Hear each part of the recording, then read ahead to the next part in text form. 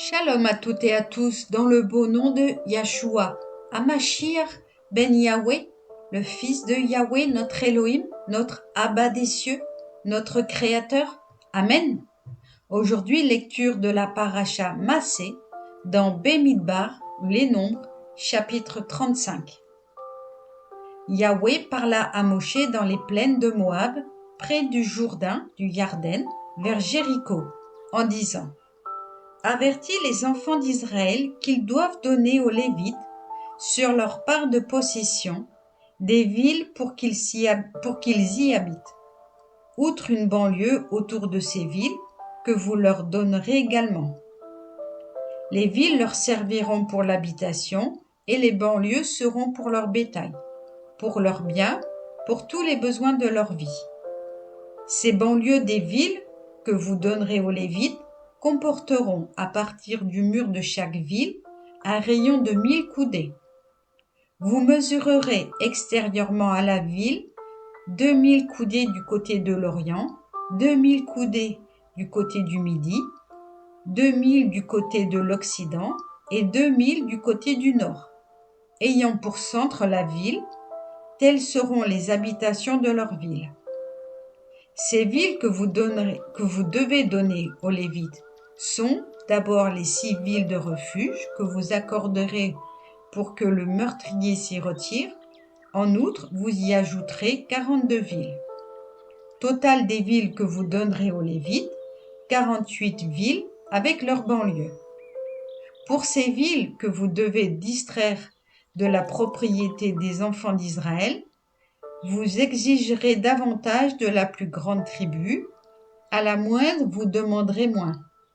Chacun cédera de son territoire aux Lévites, à proportion de la part qu'il aura obtenue. Vayedaber Yahweh el Moshe les morts. Yahweh parla à Moshe en ces termes.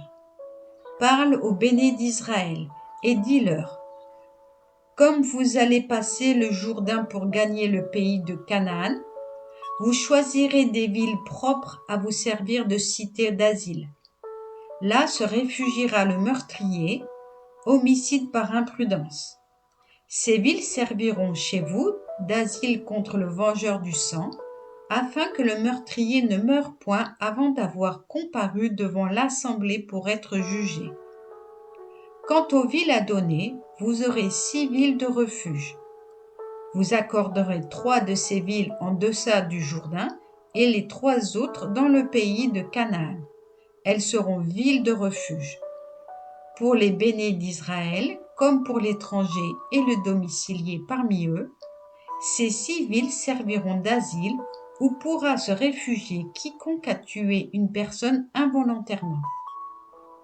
Que s'il l'a frappée avec un instrument de fer et qu'elle en soit morte, c'est un assassin.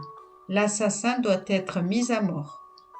Si, s'armant d'une pierre qui peut donner la mort, il a porté un coup mortel, c'est un assassin. L'assassin doit être mis à mort. Pareillement, si, armé d'un objet en bois pouvant donner la mort, il a porté un coup mortel, c'est un assassin. L'assassin doit être mis à mort.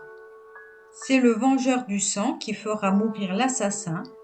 S'il le rencontre, qu'il le fasse mourir. Si quelqu'un heurte un autre par haine ou lui lance quelque chose avec préméditation et qu'il en meurt, ou si par inimitié il lui porte un coup avec la main et qu'il meurt, l'homicide doit être mis à mort. C'est un assassin. Le vengeur du sang devra le tuer sitôt qu'il le rencontre.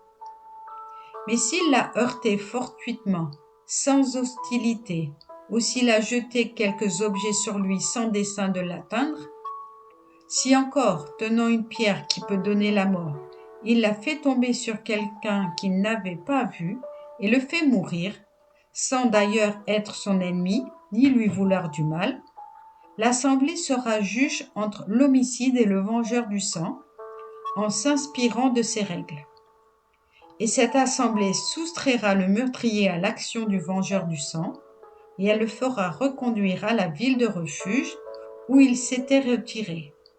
Et il y demeurera jusqu'à la mort du grand Cohen, qu'on aura qu'on aura oint de l'huile sacrée. Mais si le meurtrier vient à quitter l'enceinte de la ville de refuge, où il s'était réfugié,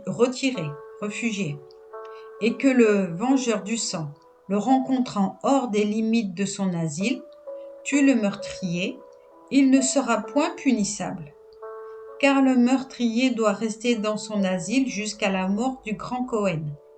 Et après la mort de ce Cohen, seulement il pourra retourner au pays de sa possession. Ces prescriptions auront pour vous force de loi dans toutes vos générations, dans toutes vos demeures. Dans tout cas d'homicide, c'est sur une déclaration de témoin qu'on fera mourir l'assassin. Mais un témoin unique ne peut, par sa déposition, faire condamner une personne à mort. Vous n'accepterez point de rançon pour la vie d'un meurtrier. S'il est coupable et digne de mort, il faut qu'il meure. Vous n'accepterez pas non plus de rançon pour que, dispensé de fuir dans la ville de refuge, on puisse revenir habiter dans le pays avant la mort du Cohen. De la sorte, vous ne souillerez point le pays où vous demeurerez, car le sang est une souillure pour la terre, et la terre où le sang a coulé ne peut être lavée de cette souillure que par le sang de celui qui l'a répandue.